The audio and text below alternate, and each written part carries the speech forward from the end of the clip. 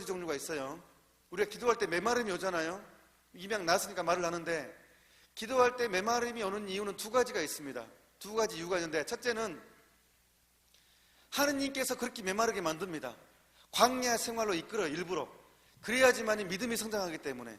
우리가 기도할 때마다 즉각적인 어떤 뭐가 환시가 오잖아요. 그럼 믿음은 성장하지 않아요. 우리가 기도할 때마다 즉각적인 막 반응이 와요. 막 기도할 때 막 천국이 보이고 막 황홀경을 느끼고, 기도할 때마다 뭐가 막 예시가 되고 뭐가 보이고 막 뭐가 하여튼 우리가 생각할 때 높은 경지에 있다고 예상되는 그런 현상이 벌어지잖아요. 그거는 믿음은 성장하지 않습니다. 그 믿음이 성장하잖아요. 단계가 높은 것도 아닙니다. 영적으로. 우리가 착각하고 있어요. 기도에 정말 가장 큰 착각이 또 이겁니다. 막 어떤 사람이 기도할 때 막 뭐를 보고 막 느끼고 막 하잖아요. 그러면 우리는 부러워합니다. 또 그걸 바래요. 또 왜 나는 안 되냐고 막. 근데 그거는 믿음이 깊은 것 절대 아닙니다. 하느님께서 성인전을 보세요. 성인전은 그런 내용 별로 없어요. 진짜 성인전 한번 읽어보시라니까요. 성인전은 그런 내용이 별로 없어요.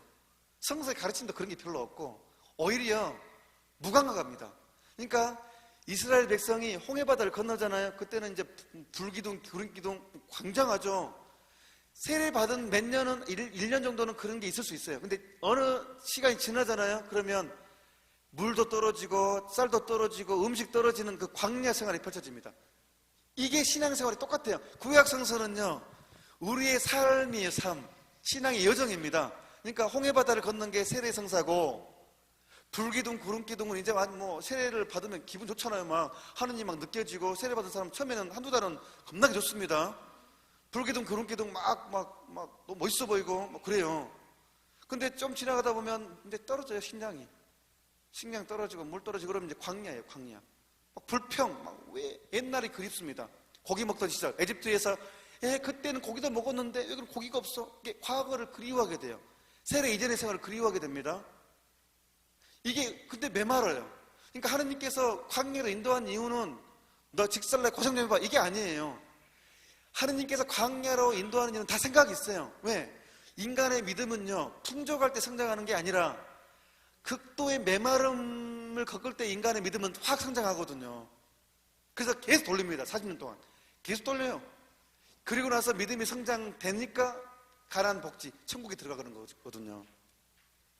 가나안 땅, 저각거리 흐르는 땅으로 들어가는 게 천국을 또 의미하거든요. 저각거리 흐르는 땅이니까. 그러니까 40년 동안 뺑뺑이를 돌리고 광야, 하여튼 사막에서 물도 없고 하여튼 뭐 식량도 없는 정착 생활을 할 수 없는 그 메마름을 겪게 한 다음에 믿음을 성장시킨 다음에 뭘 주잖아요. 그러니까 메마름에는 두 가지 종류가 있는데, 첫째는 하느님 편에서 좀 열심한 사람에게 메마름을 줍니다. 아무런 맛이 없어요. 기도를 해도. 다른 사람은 다 느끼는데 본인만 못 느껴요. 나는 아무리 기도를 해도 아무런 맛이 없어요. 뭐 보이지도 않고 그냥 감동이 없어요. 이건 하느님께서 일부러 그 영혼을 훈련시키는 것입니다. 그럼에도 불구하고 꾸준히 기도하는 것은 정말 위대한 일입니다. 아무런 느낌이 없어도 꾸준히 그 시간 되면 기도하고 표기에서 나오고 꾸준히 그 시간대에 하느님께 기도하는 것, 이것이야말로 신앙입니다. 이거는 신앙이에요. 이게야말로 열심입니다. 이게 성덕이에요. 아무런 맛이 없지만, 아무런 느낌이 없지만 그 말을 믿고 꾸준히 나가는 것, 이것이 이제 성덕이 올라가는 겁니다. 그리고 두 번째 메마름은 어떤 현상이냐 그러면, 첫 번째 하느님 탓이라고 그랬어요. 두 번째는 내 탓. 우리 저번에 교리할 때 아까 제가 얼마 전에 아주 기도의 첫 단추가 뭐라고 그랬어요? 마음이 깨끗한 것. 순결함이 마음을 깨끗하게 하는 게 기도를 잘할 수 있는 비결이라고 그랬죠. 근데 메마름의 두 번째 원인은 내가 더러움 때문에.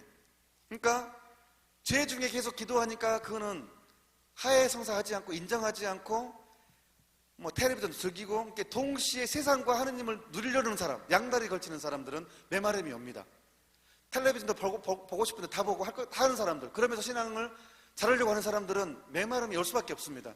그러니까 자꾸 강론 빨리 끝나고 나면 다른 거, 친목을 회식을 통해서 기쁨을 찾고, 미사도 막 춤추고 노래해야 즐거움을 찾고, 그러니까 맛이 없기 때문에 이제 감각적인 걸 통해서 이렇게 찾는 거예요. 메마름이 오니까. 이 두 종류의 메마름이 있어요. 그러니까 두 번째 메마름은 심각하죠. 아무리 기도해도 내 탓으로 메마름이 오는 것이기 때문에 맛이 없으니까 맛을 추구하게 돼요. 대형품을 찾게 돼요. 그래서 미사가 재밌어야 되고, 이제 그렇게 막그 축제 잔치 이것만 강조해가지고 막 춤을 춘다든가 미사 시간에 막 흥겹게 막 랩식으로 미사를 막 해버린다든가, 이제 뭐 어떤 뭐 기도도 하나의 어떤 막 그 감각적인 것을 심어주는 어떤 그런 거, 화끈한 뭔가를 찾게 된다는 거예요. 메마름 때문에. 그러니까 이렇게 가게 되는 거죠. 그러니까 메마름이 오면 이게 내 탓이냐 하느님 탓이냐를 구분해야 돼요. 근데 이걸 내가 모를 수 있어. 그럼 거기서 때 말하면 돼요. 나 지금 거기서 다 했어요. 근데도 아무런 느낌이 없어요. 그러면 하느님께서 훈련시키는 거거든요. 그거는 거기서 다 진단할 수 있어요. 아픈 사람이 우사한테 가면 다 나오잖아요. 왕증이 되고 딱딱 보면 다 나오잖아요. 답이. 이 사람은 어떤 상태라는 거. 답이 나오거든요. 마찬가지예요. 영적인 것도 마찬가지. 고해실에 와가지고 딱딱 고백해가지고 이럴 때 이런데 나 왜 이랬습니까? 라면 답이 나와요. 때가 덜 시켰습니다. 라는 말할 수도 있고. 그러니까 메마름에는 다시 한번 강조하지만 두 가지 종류가 있다. 하느님 탓으로 오는 메마름이 있고, 두 번째는 내 탓으로 오는 메마름이 있다. 내 탓으로 오는 메마름은 어쩔 수가 없죠. 이거는 빨리 정화를 해야죠. 회개를 해야 되겠죠. 절제를 좀 길들여야 되겠죠. 그러니까 여러분들이 기도에 실패했다는 느낌 갖지 말라는 거예요. 메마름이 실패가 아니라는 거예요. 오히려 여러분 그 기도의 메마름이 훨씬 깊이 성장하는 조건입니다. 깊이 성장하는. 그리고 막 기도할 때 막 환시를 보고 그걸 부러워하지 말라는 거예요. 십자가 성료와는 그거를 부러워하는 것 자체가 교만이고, 그렇게 부러워하면 바로 악마의 함정에 빠졌는데요. 막 환시를 보는 사람을 부러워하고 막 손얹으면 막 치유돼 버리고, 막 딱 손얹으면 막 그 사람 나와버려요. 나도 그런 사람 되고 싶어요. 그럼 남들이 나를 우러러볼 거 아니에요. 열심히 한 사람으로. 그것을 바라는 것 자체가 바로 마귀에게 나를 내주는 거예요. 십자가 성령하는 그런 것을 바라는 것 자체가. 그러면 하느님을 나중에 우습게 한대요. 만만하게 생각을 한대요. 하느님을 우습게 한대요. 정말로 나중에는. 그러니까 막 다른 사람들로부터 우러러보는 막 다른 사람들이 보는 앞에 탈원 상태 돼가지고 막 황홀경 빠지고, 우리는 그런 걸 바랄 수도 있거든요. 다른 사람도 돋보이고 싶기 때문에. 이게 인간의 본성이죠. 아주 그 교만의 하여튼 한 부분인데, 그런 걸 바라지 말라는 거예요. 기도할 때. 무슨 말인지 알으실 것입니다. 제 말이. 제가 한 말이 그대로 나옵니다. 2731랑 또 다른 어려움은, 특히 마음을 다해 기도하기를 원하는 사람들이 부딪히는 어려움은 마음의 메마름이다. 나오죠. 마음을 다해 기도하기를 원하는 사람들이 부딪히는 어려움은 마음의 메마름이다. 그 메마름은 관상기도의 한 부분이다 그랬어요. 와, 줄 치십시오. 이 메마름은 관상기도의 한 부분이래요. 열심히 한 사람들에게는 올 수밖에 없어요. 메마름은. 거기서는 생각도 기억도 느낌도 의욕도 없이, 영적 유혹도 없이 영적인 감흥도 느끼지 못한다. 와, 거기는 기억도 없고 느낌도 없고 영적인 느낌도 아무것도 없어요. 이때는 고뇌와 무덤 속에서 예수님과 함께 머무는 참된 신앙의 순간이다. 아, 기가 막힙니다. 이때가 바로 참된 신앙의 순간이래요.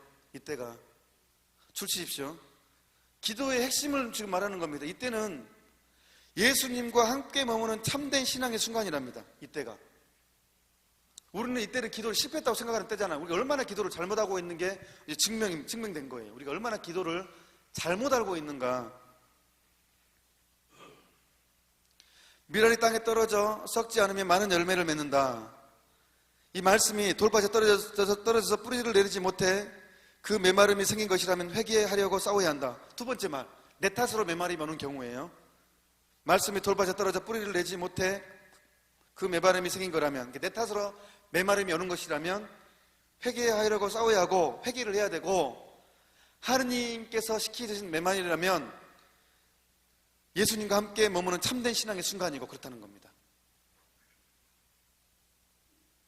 2732양, 하여튼 2732랑은 우리 기도의 포인트입니다. 우리 2732랑은 영성생활을 지향하는 우리들에게 아주 핵심적인 내용입니다.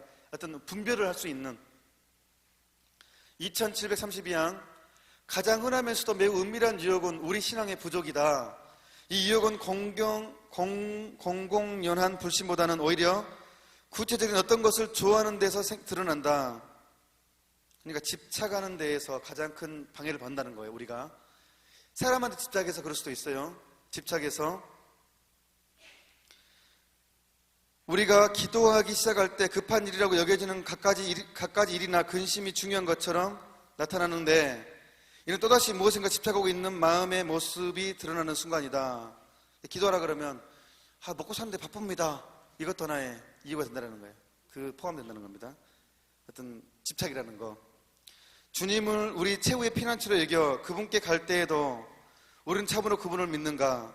또 주님을 우리의 친지로 여길 때에도 우리 마음은 여전히 자만으로 차 있는 경우가 있다. 이 모든 경우에는 우리의 잘못된 신앙, 곧 우리가 아직 겸손한 마음을 가지지 못했다는 사실이 드러난다. 요한복음 15장 5절, 나를 떠나서는 너희가 아무것도 할 수 없다 그랬어요. 2733항, 자만 때문에 빠지게 되는 또 다른 유혹은 게으름이다. 영성적인 교부들은 이를 금욕 정신이 해이하고 경계심이 감퇴하여 마음에 태만해짐으로써 나타나는 일종의 의기소침으로 이해해왔다. 마음은 간절하나 몸이 말을 듣지 않는구나. 마태복음 26장 41절에서 말씀하셨습니다. 높은 곳에서 떨어질수록 더 많이 다치게 된다. 고통스러운 좌절감은 교만의 이면이다. 그러니까 지나친 실망도 교만이라는 거예요. 겸손한 사람은 자신의 비참함에 놀라지 않는다. 조치십시오. 중요한 우리 기도 생활의 중요한 또 포인트입니다. 겸손한 사람은 자신의 비참함을 느끼는 겸손한 사람은 자신의 비참함에 놀라지 않는다 그랬어요. 자신의 비참함을 느끼는 겸손한 사람은 더 깊은 신뢰심을 갖게 되고 더욱 끈기 있게 참아 견딘다 했습니다.